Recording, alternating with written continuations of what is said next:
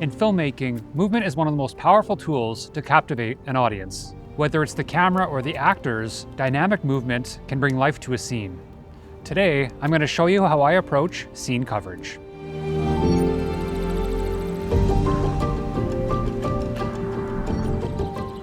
The first step to creating a scene with great movement is understanding your space. Walk through the location and visualize the action. Ask yourself, where are the key moments happening? How can I position the camera to follow this energy?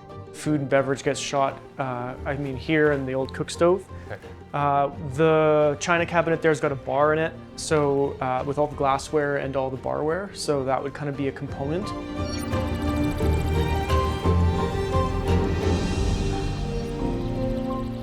When blocking your actors, focus on creating purposeful movement. The actor's actions need to be motivated by what is happening with the story. This action should help guide the viewer through the action that is happening. This is a situation where you want to focus on showing, not telling.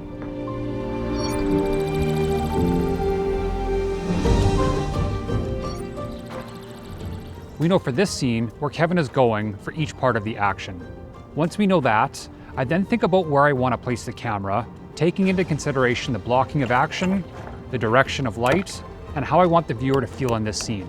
Do I want frantic camera movements or smoother movements? These are all questions to ask when approaching coverage. Okay, here's the next shot. I just want to see this little kind of backlit and me pulling the stuff out and pulling a pot and going dunk. You doing it from this side or this side? I'm going to be here. Okay, perfect. Speeding.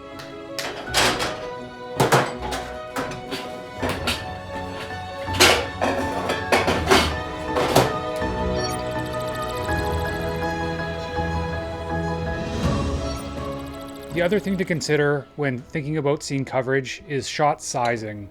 By offering a variety of options, you'll be able to create a range of perspectives, which gives editors the flexibility to shape scenes with dynamic pacing, ensuring the narrative flows smoothly and stays visually engaging.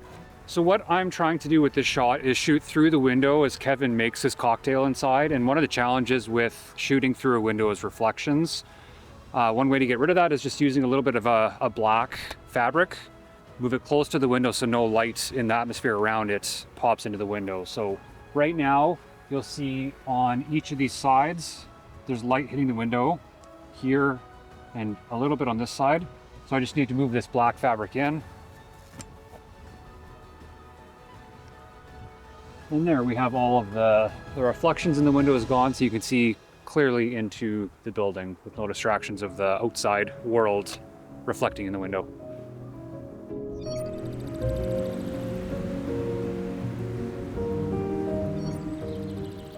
Rehearsals are essential for getting long takes right. I make sure to walk through the scene with the actors and crew multiple times, tweaking movements, adjusting the camera's path, and making sure everything feels natural. You want the audience to forget the camera exists, to be fully immersed in the action. Speeding.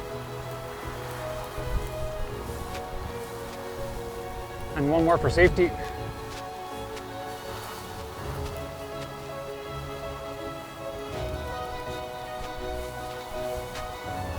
Got her.